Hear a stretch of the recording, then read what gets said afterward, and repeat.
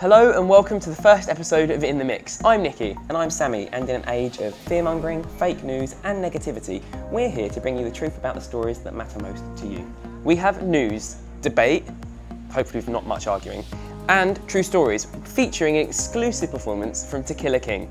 Without further ado though, we'd like to introduce you to our first panel. Here we have Tony, Louise and Zach. Tony, you are a volunteer coordinator and we hear in your spare time a salsa dancer. That's right, yep. And Louise, you are a blogger and as of last year, a marathon runner too. Yep. That was a yeah.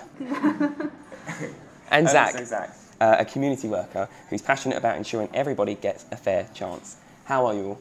Good, thank you. Thank you so much for joining us. I'm really excited to get into the debates with you guys and talk about the topics. So without further ado, should we just jump into it? So coming up now, we've got a story about the power of truth. Many of you recognise Pete, also known as Pete's Jams. He's allowed us to use this video, so we're going to watch it and we'll have a talk about it afterwards. Good morning, good afternoon, good day, good whatever time it is for you right now. My name is Pete, and today I'm going to tell you a little bit about me. I'm not going to drag it out, I'm not going to make it a big thing.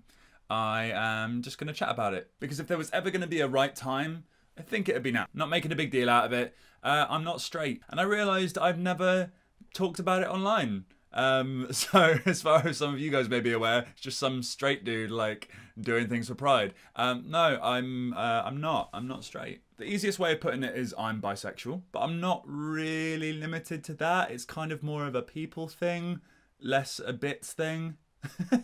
So pansexual, I guess.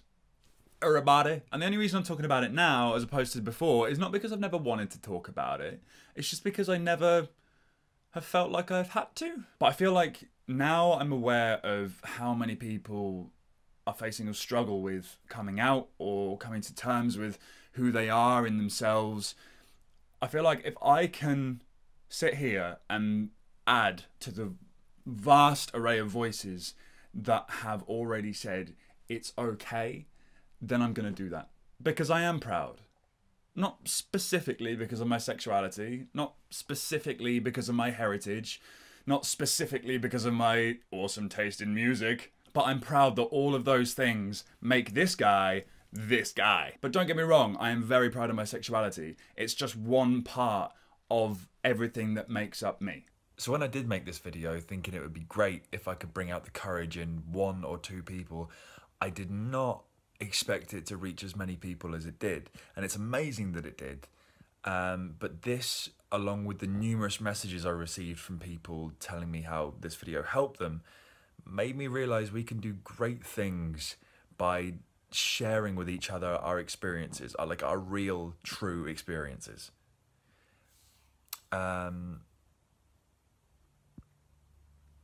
These stories can resonate with like one or two or thousands of people and create an idea of strength and solidarity. And the online world is the place it's going to happen. Young people are shaping the future online because online is the future. And well, hopefully it can be an accepting, expiring, and hopefully it can be an inspiring, accepting and encouraging place to be as well.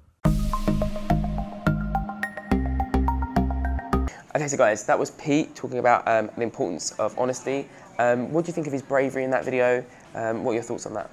I think it's really great, obviously, that he felt comfortable sharing that with everyone. I think it's really interesting that he still felt the need to kind of put a label on what he was and still felt the need to kind of define it in terms of bi or pansexual. And I think it'd be great if we could get to the point at some time in the future where people don't feel the need to put those kinds of labels on things, and ideally if we could reach the point where everyone feels comfortable just being the person that they are without necessarily having to justify that in any way to anybody else. That's just my take on it.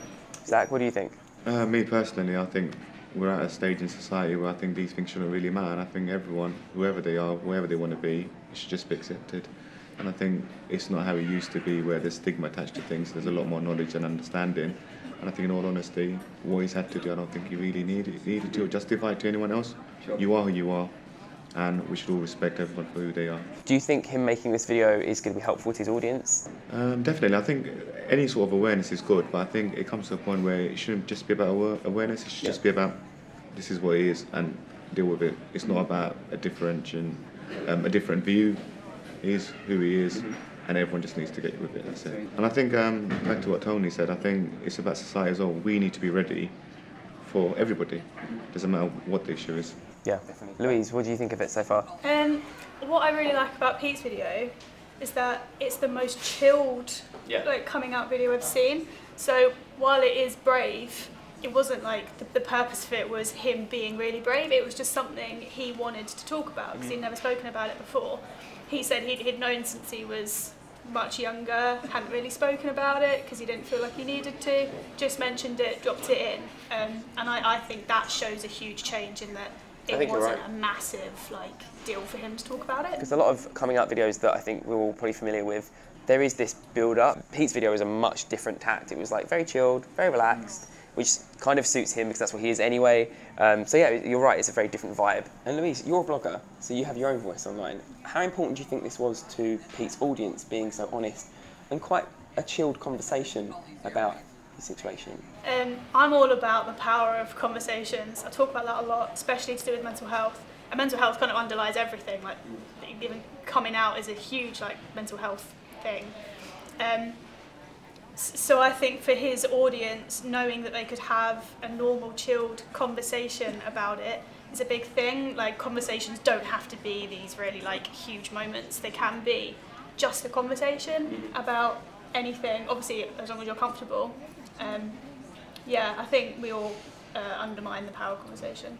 Undermine wasn't the right word. No, I know what you mean. I think these are really valuable things, especially to do it so publicly online, to talk about it and not apologise for who he is and share it with others. Do you think this is a valuable thing that people should be using their voice for online? Definitely, yeah. I think especially as someone who has a platform, like I know I have my own platform, YouTube is obviously another platform, any social media is a huge platform. So I think encouraging conversations and encouraging people to have their own voice and to not be afraid of who they are is really important. Tony and Zach, you both work with young people. How important do you think something like this is as like just a resource for these young kids that maybe go through a similar process, or just, you know, might like some clarification from other people that, you know, are role models to them? How important is that? I think it's really important, and I think, as Louise said, by doing it in such a way that's so relaxed and approachable, it can remove a lot of that kind of maybe that fear and that worry people have about talking about these things. I like what you said, you can just drop it into conversation and it's not a bombshell, it's just, that's it. Thanks again for sending in that amazing video, Pete. We're always on the lookout for brave young people who want to share their stories of strength. So if you've got something you want to say to the world, please do get in contact with details on the bottom of the screen and we'll help you make it happen. So in the biggest story from the past few weeks, German newspaper, and I'm going to try and say this right. He's tried for so long, this isn't going to work. This is going to go wrong. You go first. Süddeutsche Zeitung. That word. Anyone do German here? No. Cool, we're on the same boat. They managed to get hold of the documents from some of the richest people in the world, including the Queen of England. Do it. I'm not going to do an impression of the Queen of England. Philip! Corky. I don't know why she's like an octave higher than every human I've ever met. So they've been dubbed the Paradise Papers, and the information reveals that moving money to so-called tax havens is common practice. Yeah. And surprise, surprise, guys, a prominent member of the Trump administration, would you have thought it, he's not shady at all, has been shown to have business with none other than Russia. No. I know. It's not like we've been saying it for, wait, what is it now? Oh, nearly December. What a shocking turn of events. A year. One of Trump's cronies being dodgy. Who could have seen that coming? Guys, we've nailed this one. Are you surprised by any of the stuff that we've just said? No. Talk to me about that, Louise. You were very quick to say no. So Trump from Russia. Any Trump fans here? No one in this room is going to put their hand up to that. Okay. Anyway, Trump from Russia, this link, is it surprising? No, I don't think any of it is surprising. I'm just not surprised by anything anymore. And I think that's kind of the worrying thing, is that I don't want young people especially to think that it's just normal, because this stuff happens all the time. Yeah, so there's always a bad headline, isn't there? And we're just like, okay, it's going to get worse. Yeah. So technically, stuff we've discussed, I mean, let's exclude Trump from that part, is not illegal. So the stuff they've not done, the stuff they've done is not illegal. So what are your thoughts on that? Zach, I'll come to you first. I think it's just morally wrong. Yeah. I think, for me, everyone should pay tax. And I think, for me, it's not about the individuals, it's the system in place and what is the government doing to try and put things right. So I think certain people, like the working class, or people like myself and you, normal people, we don't have these resources to try and put our money elsewhere to keep it for a rainy day. We're there, we're all in it together, it's for the country as a whole, and I think we all really need to sort of question why are these structures in place and who are these people, go after them really, and then you'll see, you'll put everything to bed. Yeah. Zach, you said about the government there. Guys, can we really trust the people in power? Tony?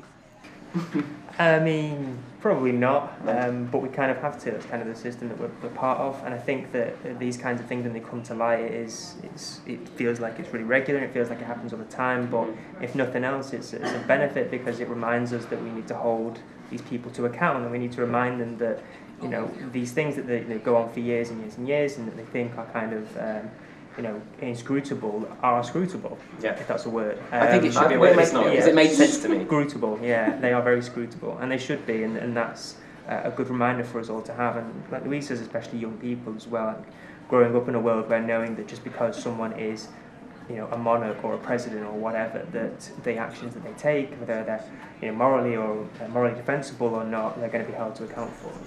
And I think that's important. Because I think a reminder for us all is that when it came to voting in the past referendum and everything else, is that young people do have a voice. And Zach, you work a lot with young people. So how important is it that we should trust the people in power? I don't know, I think we Brits are a bit timid when it comes to asking for stuff. Like I remember in France, they tried putting up the pension age and they were rioting, and we were like, oh, okay, we'll deal with it when the time comes. So I think for us as well, we need to have a bit more of a voice and a bit more passion about actually this is wrong now. Why has it been allowed to happen, and then make changes swiftly, not just, oh, it's only affecting the top 1% of earners and everyone else is all right. Fix it. I want to touch on the Queen. So she's done nothing illegal, but is it okay for the Queen to invest money outside of the UK, considering how much the royal family gets from the taxpayer? There is no right or wrong answer to this. I do love the Queen. It's not treasonous, you can answer the question, it's fine. I think that it's kind of, we're inclined to say the Queen, but the reality is that she is an institution, like she's one person, but she's part of this wider whole.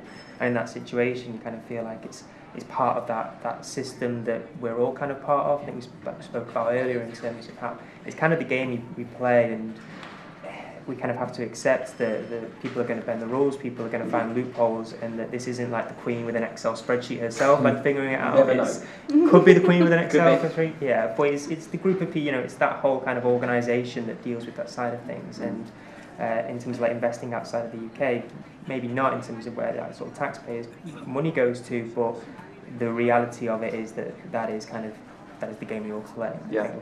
So, as we all know, stories of sexual harassment by powerful figures, most notably Harvey Weinstein and Kevin Spacey, have recently been brought to light. Unfortunately, it's inevitable that more allegations surrounding more prominent people will surface in the next few weeks, which begs the question, are there enough measures in place to combat sexual harassment, and if not, what can be done? Who's got a potentially strong answer to this? Louise? I feel quite strongly about this. As a woman, you know, it happens all the time.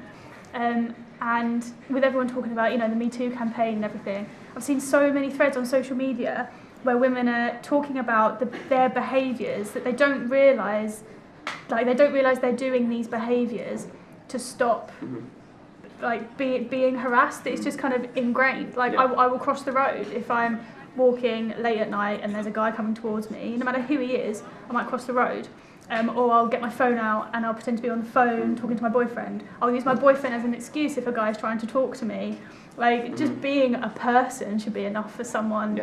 Like, I should be able to say, no, I don't want to talk to you, rather than saying, oh, my boyfriend's around the corner, and using him. I think Joe Brand on Have I Got News For You? I mean, you're the expert in this room right now for us, because we're all guys, so we don't experience this, but she was saying, and I found it really eye-opening, because obviously I don't experience it, she was saying that it's not high crime every time, but it's the continual build-up and like the wearing down of these continuous things that you shouldn't have to put up with. Like the way you just described to me, it's mentally tiring for you to have to do that, surely. Definitely. Yeah, definitely. Is that tiring? That must be draining. It is really draining, and what I think is really good is for guys to talk about it as well. It's not a women's issue.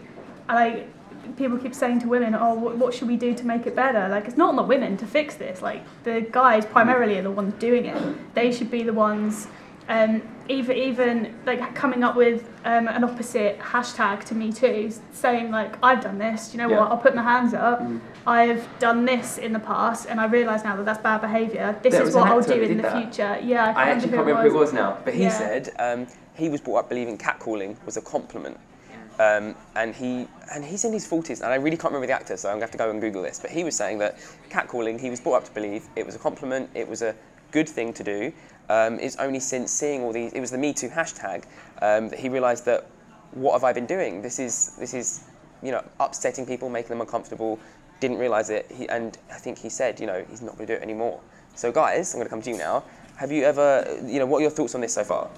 So I think as Louisa said, the onus is on us, like we identify as males, so like the onus is on us to be like aware of our behaviour in every context, and to never like pass the buck, to never sort of not take ownership of your behaviour, and to not, you know, it's the hardest thing to call other people out, like if you're with a group of friends or with other people, and you know the smallest comment and you think, oh, I'm not okay with that, but it's so easy to just kind of pretend that you are, to ignore it.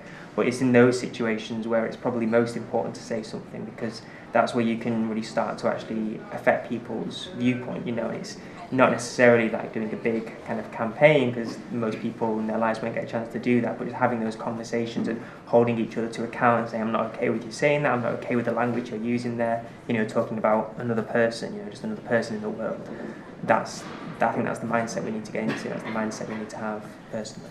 So as we've seen, obviously, from the Kevin Spacey stuff coming out, that it has affected some men as well, sexual harassment. As a panel, do you feel that you're more safe as a result of people revealing their stories, or does it worry you that there's still so much of a prevalent issue and there's more to come out?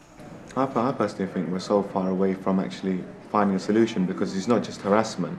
If you look at the gender inequality between males and females, and even talking about pay, equal pay, we're not there yet. No. And I think it's good to highlight these issues, but I think as a whole we need to sort of be more diverse in how we actually run and operate companies. Do we have enough females on board? Do we have enough black and ethnic minority people there?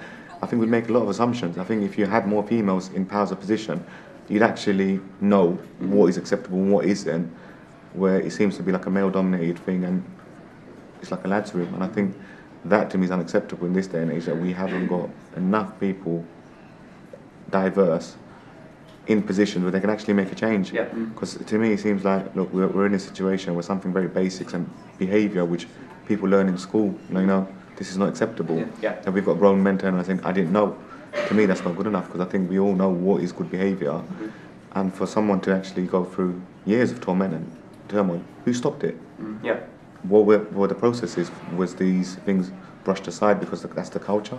So I think we just need to look at all the other issues and try and fix it as a whole, not just harassment, equality, you know, trying to get more people in positions to actually make that difference. Without that happening, we're going to have more issues coming up and saying, oh, well, now we thought about it, it's wrong now.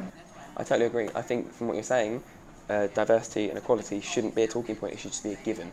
We shouldn't in 2017 be worrying about having women in a boardroom. Women should be in the boardroom. So would you all agree it's an education process regardless of gender? Everyone needs to be educated on what good and bad behaviour is. You know, it might be blindingly obvious, clearly, to all of us in the room, but it's important to educate these kids, particularly from a young age, because if you're taught wrongly at a young age and you don't know any different, then it's instilled in you, isn't it? It's even the little behaviours. I know some parents who, you know when you're a kid and you go to family functions and they say, oh, go and give Auntie Sheila a kiss, and even little behaviours like that. I know some parents who are saying, I won't do that to my kids. Like if they want to go and hug and kiss this person, they can, but I'm not going to say, oh, go and do it, or you know, kind of force that on them, because that kind of, it seems so futile, but it is just those little tiny behaviours that will instill in, especially young girls, that their body isn't theirs. And if an older person in power wants to hug or kiss you, that's okay. It's just little things like that I think are important. We have another guest joining us. We are joined by Rebecca from The Mix. The Mix is a UK-based charity that supports under-25s. Rebecca, thank you for joining us. Can you tell us a little bit more about The Mix and what you do personally as well? Yeah, so what we do at The Mix is we are an organisation that supports people who are 25 and under with basically any kind of issue or problem that they're experiencing. What I do personally is I work on the helpline, which is just one of the ways that young people can contact us. So what are the other ways that they can contact you? So we basically at the Mix, like we try and make it so that young people can contact us however they feel comfortable, so that they can call us via helpline, but they can also contact us via web chat. We have discussion boards, and we also do offer phone counselling. Yeah, it's important to note as well, watching this, if you do want to get the Mix's contact details, they're on the ticker down here. That'll be going past on the screen, and it's always remember, if you're going through a tough time, you're not alone and you can reach out for help. Thank you, Rebecca, for sharing more about the Mix. Unfortunately, not everybody's story goes to plan. Some people have to call upon all of their determination and resilience to take the brave step of being themselves in spite of their circumstances. Our next film tells the story of an inspirational young woman who chose not to give in. My name is Chyna, and this is my story.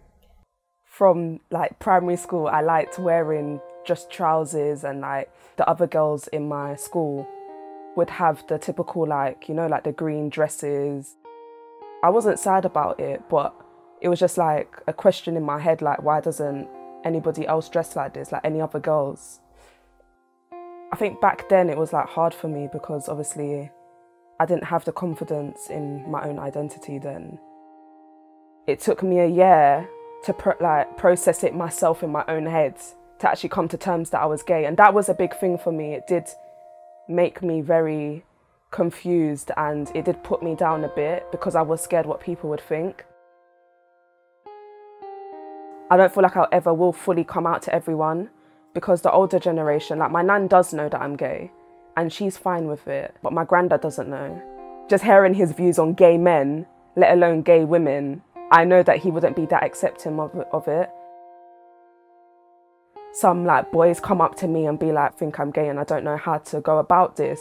And that proper like made me chuffed, because it's like, not that they looked up to me, but they saw like how I came out and how confident I am within myself, that they can come to me and talk about it to me. And I know how it is to be in that dark place where you don't know your identity.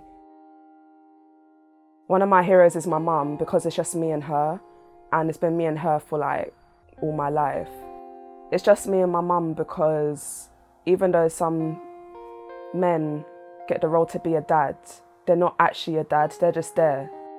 The last time I saw my dad was when I was 6. My mum not being well was obviously a very hurtful thing, because I don't know what's gonna happen, but I try to be strong for her and my nan. Finding drama and actually expressing myself through art, it helped me a lot. And from that, I knew I wanted to be a drama therapist. And that's when I knew I wanted to help people. I don't know, I feel like I'll have a bright future. I'm scared about the future, but I'm positive about it at the same time, which I think is a good thing. Because if I was negative, then I wouldn't get to where I want to be.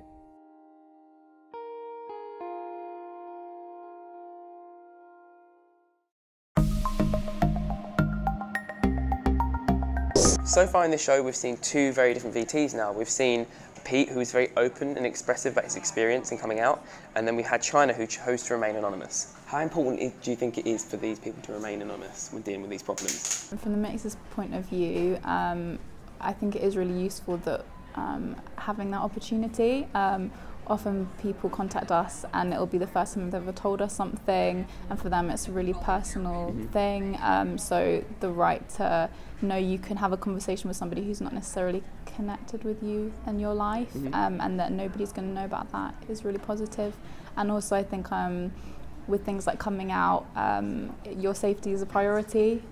So I think that often we, young people are encouraged to come out as long as they feel safe and come out to who they feel safe. So it gives that level of detachment, I suppose, from, obviously it's a personal issue, but if you can talk about it in a way that isn't necessarily, this is, me and you in a room, but it's me and you, but you don't necessarily have that level of attachment there, so that must be really helpful.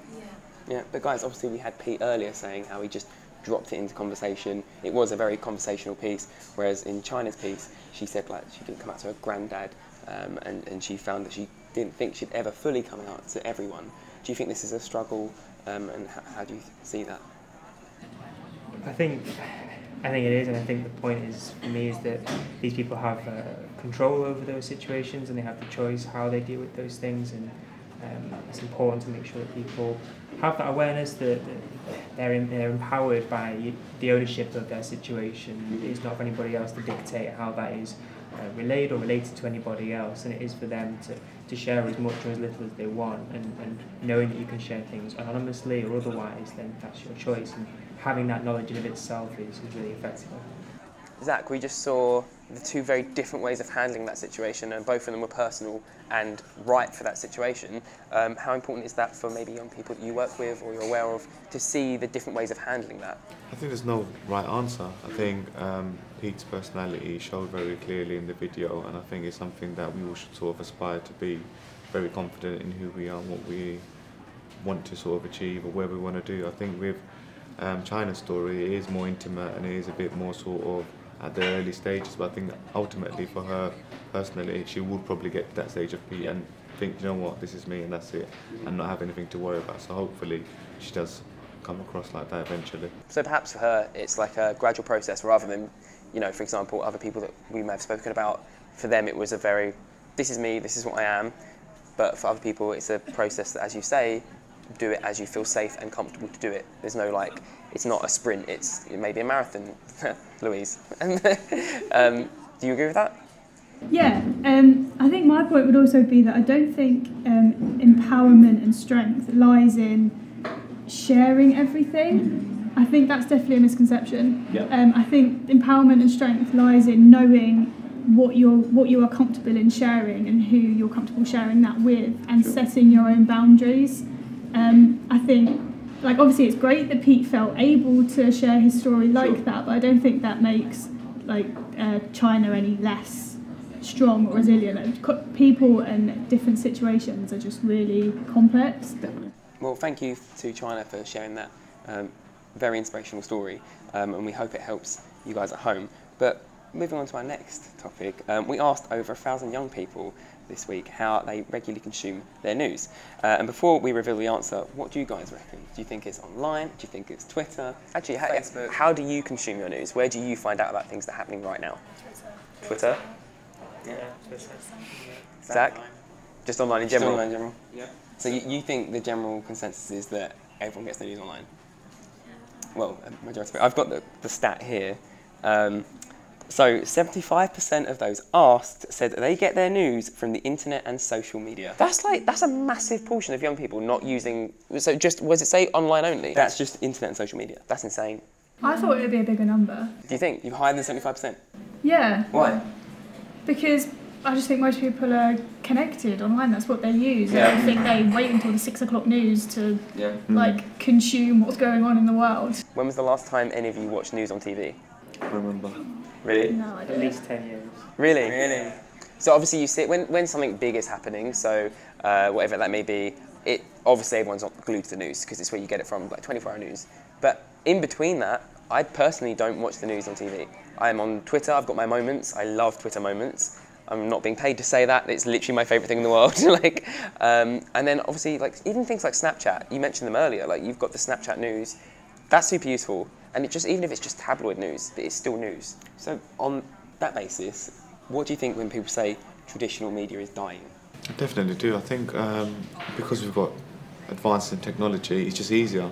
So for me now, I don't need to read the whole article. You can see a blurb and get the gist of it, and then if I'm interested, I can click something and actually look into it. If not, you're gaining more information and you can pick and choose what you want, whereas normally it's one segment on the weather, a bit on the sport, and then whatever's going on. But there's other things of interest that is available, and if you just delve a little bit, a little search, you can find out whatever you're after, really. Yeah, because exactly when some tragic news happens, the first place you're going to find out is on Twitter, because people are tweeting about that instant. They're not writing a news piece, are they? Though I do think that traditional news does have its value in the sense that there is a level of professionalism there that you wouldn't get from your pundit on Twitter who is just giving an opinion. So when something terrible is happening in the world and there's people tweeting about it, there's a lot of misinformation that can be used in hashtags, particularly terrible events.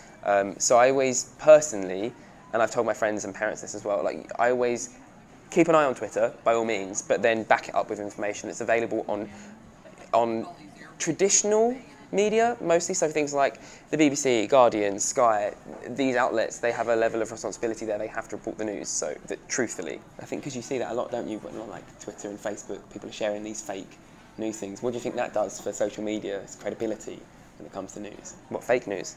Yeah, fake news. Have you guys seen fake news before, like on Facebook or Twitter? Yeah, I've on a more like morbid side with things like the Manchester attacks, people retweeting, oh, this person's missing, and they're not. Yeah. That's really tricky to deal with, because do you believe it or not? Is it worth sharing anyway, just in case? Because you almost can't afford to not share it, because if that's true, then it's horrible. Yeah, that's tough. And I think with social media news as well, obviously it's great in the sense that you know straight away, and you may be able to find out different angles that the press, who have their own angles, won't show you. That's true. But like images and videos come with that as well, and often they're really graphic. Yeah.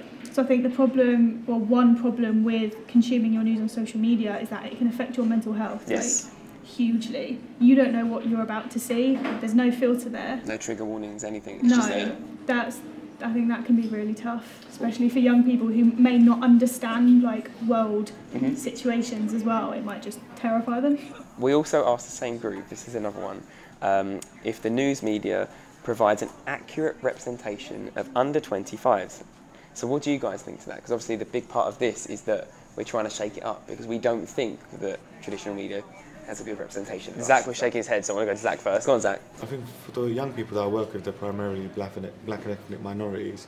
I think the way journalists sort of sell a story, I don't think it's ideal. It doesn't pay any respect to people's backgrounds and how much. Like you'll see, if there's a national event around Islamophobia, you see, you know, this person being labelled, and the whole community now has to sort of justify faith or religion, which is about that one person. I think one example I saw on Twitter last week was about the events in America. So you had the chap that did the running over in New York, and the same journalist went up and said, oh, he's from Uzbekistan, we need extreme vetting. Then you had the church shooting, and he was just, oh, it's too early to get involved in these things now, so let's not discuss it. So I think the media, they've got a very important role in society to actually give an open sort of understanding in regards to what is actually happening and the causes, and not just jump on and scare and cause fear amongst people, because that is very divisive, and I think it's not really conducive to actually promoting, you know, a positive society where things are getting the recognition, but there's also a solution. I think where we're advocating for things that have happened around the world, we're not really responsible for the aftermath, so there's a lot of tarnishing of a certain community, or people feel there's a stigma attached now, which shouldn't be the case. Do you think the older generation looks at young people and think their main priorities are getting a house, like we've all said, having kids and having a good job? They don't celebrate anything else about under 25s? I think we need to redefine what success is as well. Like for my parents and grandparents, success would be getting a career and staying in the same career, working full time, getting married, owning a house, having kids, having a great time. Yeah. Whereas for me now, like I'm still working on it. It takes a long time to get out of that mindset, because even in school, it's still instilled like in kids that that's what success is. But for me now, like I don't work full time. I have loads of different things that I'm doing that still like help my career, but help me as a person as well. And I think like building yourself and developing yourself is so important, not just like what you can give like in your career. And even traveling to different places, that's success for me. Having successful relationships, friendships is me being successful. Trying new things, you know, you can define it in so many different ways that isn't just buying a house, having a good career, and that's the things that I think the media will focus on. That's what you just said, like friendships and maintaining relationships is priceless as well.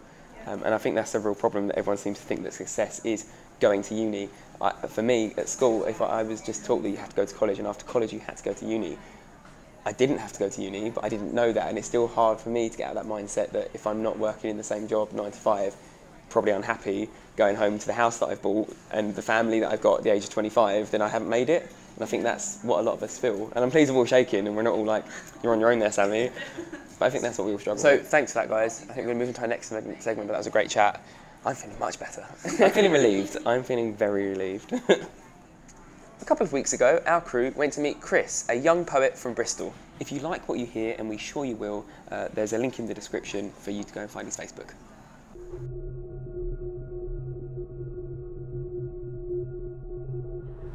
Know this, you never chose this. Danger as a diet. But the key to survival is not staying quiet. I'm a poet. It's taken me a long while to say poet and not spoken word artist. But I think it's important. Quite vocal about being from a working class background as well. So I think being a working class poet is quite important to me. I write a lot about like masculinity, sexuality, feminism, and I try to kind of put across some like self-analysis around like masculinity. It's very hard to know who you are, and there's not really any like proper goalposts of like who to be, how to be successful. Young people get kind of dismissal of their struggles because they've got like loads of choices and loads of options, but it's easy to forget those options are quite limited some of the time, even though there are options. And actually having options isn't always that helpful, especially if you're unsure, because the thing that comes with that is choosing the wrong option. I never learnt to just be content with stuff that wasn't that great. If my original like kind of success was everything's going to be kind of okay, I'd be like yes now, but because I was like everything's going to be amazing, I'm now like could be better. All of the young people I know like study and work at the same time. Young people being like glued to their phones and stuff, and it's like, well, like glued to the world. Why is that bad? Like, yeah, maybe it's annoying when you're trying to talk to them or whatever, but like it's just like all they're doing is like sharing information, like, and finding that information. Like, it's not like they're just so connected, and being connected is super important, and I think it's sort of almost the definition of being a good person. Middle-aged people kind of feel like isolated from everything else, and I don't think it's because they're actually isolated. I think it's just because like younger people are so connected that this contrast is stark. To me, I always try and think nothing's real until you talk about it to another person.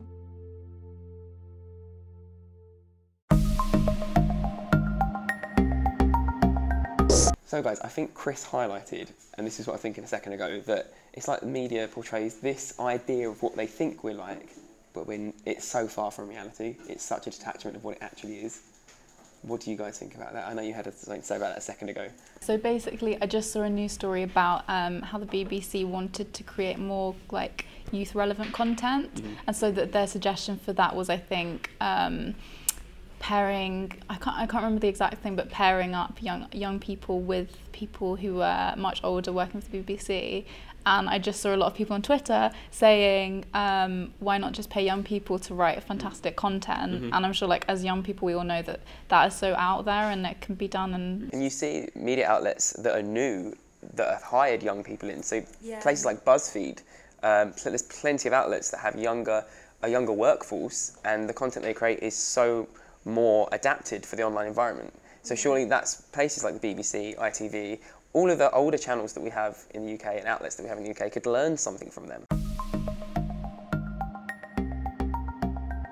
Thank you so much to our panellists for joining us. Thank you to The Drum for hosting us all afternoon, and to our brave video contributors too. And thank you to all of you for watching along online. Tell us what's important to you in the comments below, and maybe they'll be featured just like the stories you've seen today. Don't forget to hit like and also subscribe whilst you're here. That's your cue. Go and do it. As promised, we've got a special musical performance to end the show with, so please give it up for To Kill a King. So the good man said, turns out God is dead.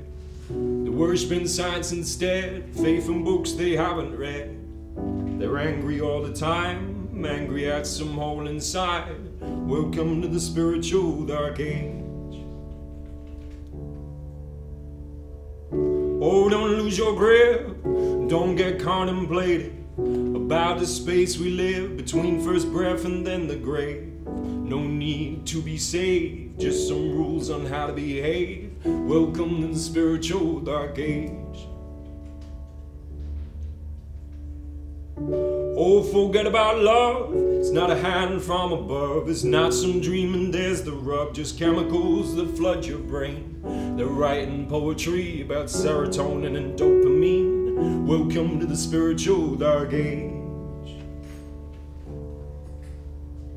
I'm not alone and you're not alone in this. There's no map and we're all just set adrift. Just children making pictures in the sky, arguing about who's wrong and who's right. Oh, the good man said, turns out God is dead. We're on our own, it's time to work out what is yours and mine. No reward to being kind, no quick fix for the fear you find. Oh, welcome to the spiritual dark age. Pass me those sedatives, pass on me the sentimental, empathy and talking gentle, blinkers on and take the metal. The day that TV died on the tide, keeping the family alive. Oh, welcome to the spiritual dark age. Not alone and you're not alone in this. There's no map and we're all just set adrift.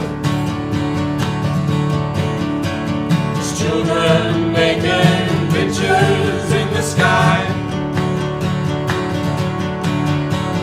arguing about who's wrong and who's right.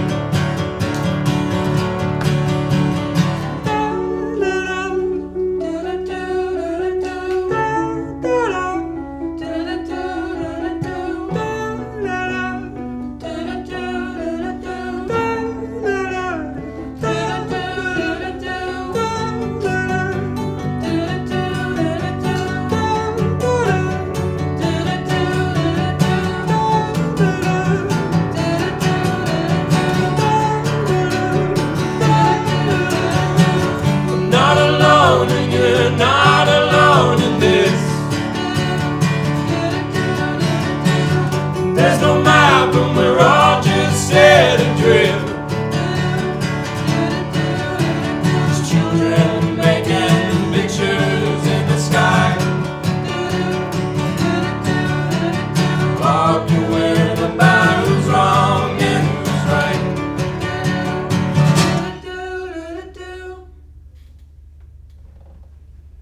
Thank you.